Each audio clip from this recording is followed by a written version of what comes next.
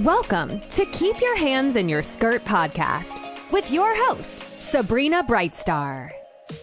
Are you a woman who manages her own set point? Use the universal laws of the universe to raise your vibration. Be a woman who can receive more pleasure, more fun, and more joy. Together, let's claim our infinite worth. Keep Your Hands in Your Skirt is a fun way to remind yourself to mind your own business. Zero in on you and your desires. Say goodbye to judgments and people-pleasing. Join Sabrina and be a woman who can receive, create, and actualize everything you desire.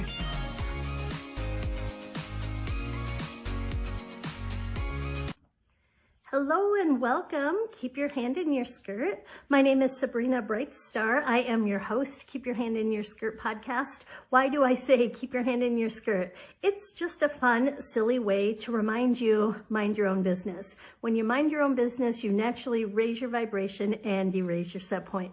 Today's topic is the new earth. What can we do to pull in the new earth? How can we support, be of assistance, be a contribution to the collective and bring in the new earth, the new earth timeline? So I wanted to share with you some things that landed in my field in 2011 that now make perfect sense with calling in the new earth. And before I get into it, please like and subscribe. Thank you very much.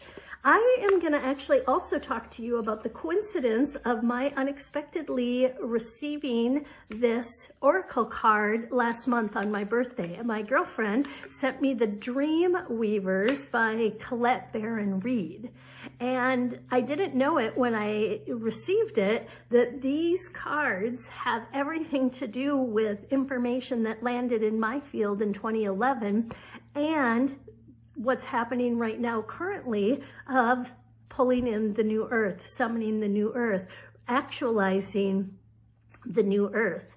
So in 2011, as you know, I go on multidimensional journeys. I was taught how to travel multidimensionally from Christine Day through the Pleiadians. I would do formation work with a team of Pleiadians, and I learned how to travel. And it's because I didn't know it could be complicated or it could be hard. I just followed the instructions, and for me it was just easy and effortless. And it's a part of my spiritual practice to regularly go on multidimensional journeys and communicate with different consciousnesses and communicate with different frequencies. So in 2011, I was on a multidimensional journey, on several different journeys, and we were in Lyran. We intentionally went to the planet Lyran, and we could see there was a group of women sitting in a circle, and we called these women the Dream Mothers. And the Dream Mothers, at the time, I didn't understand it was necessarily a parallel version of myself or a different counterpart or an aspect of myself, but we could see and we understood that the Dream Mothers, their job was to drop seeds, drop information, plant seeds in the consciousness of different civilizations. So collectively or individually. And what the Dream Mothers would do, they would scan the different civilizations and they could see highest potential timeline. I didn't have the word to explain it at 2011, but that's how people would explain it today. So as a Dream Mother, this group would collectively scan timelines, scan civilizations, and they could see how they could be a resource to assist and support different civilizations. Sorry about that.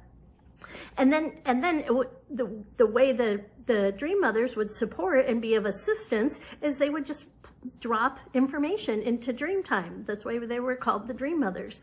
So individuals would get these dreams, these downloads, and collectively people would get the downloads. So one thing that happens with the quantum field does not belong to anyone, right? It's like the resource library. It's like the galactic, the cosmic, the multiverse library of data.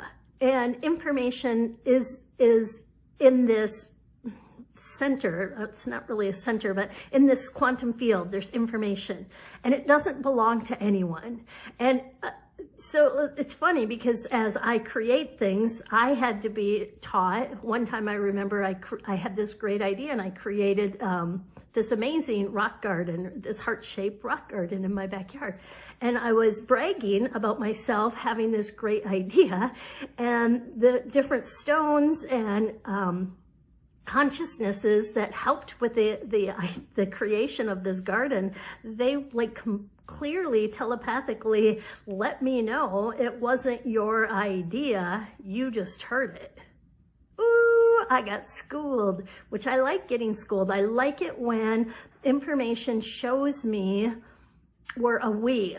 And that's part of how I've been able to evolve, is because when I think oh, I'm so smart, I came up with this idea, or oh, I got this great hit, or and as in the separation planet, we feel separate, so we really think we're something special when we get a hit or a download, right? But the collective consciousness was showing me, you didn't create the idea, we created the idea, and you just happened to hear it. So collectively, we co-create. That's what co-creation is. So that's one way that I've been able to get out of the separation, the duality program of feeling like I'm separate from all that is, as I've been able to communicate and hear and start to understand and sometimes get schooled, right?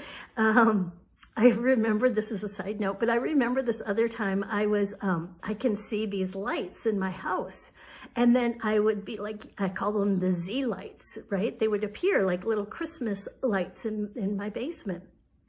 And one time I noticed if they were in front of a white wall, their color really popped and I could see them more.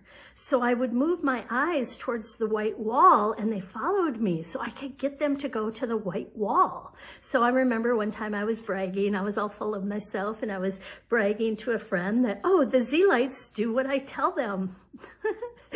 And then again, telepathically, I hear, we're not doing what you're telling us. We're choosing to co-create with you, so you you can start to understand what co-creation is, and you can start to understand that this is a collaborative experiment, or not experiment, kind of. It's a collaborative experience to help you start to understand consciousness and how all that is works. So I've had several different experiences. So in 2011, we would get these information of the dream mothers. They would drop information into the field, right? So my point of all of this was, if you feel special that you had this great idea, that's, nothing wrong with feeling special. And also the awareness that we are a part of a collective. And so really, no one really owns anything, right? We can have different special frequencies. We can have different special abilities, but we're all equally important in the collective, where there is no hierarchy. There is no one more special than another person. So I get these Dreamweaver cards from my friend last month in November for my birthday. So I start reading. She's got this amazing channeled book, basically, and she's explaining, I guess she's made 7 or 8 oracle decks, and she was explaining they usually take about 9 months to birth, and she was talking symbolically. It's like birthing a human, right? They become her babies. They become something so dear to her.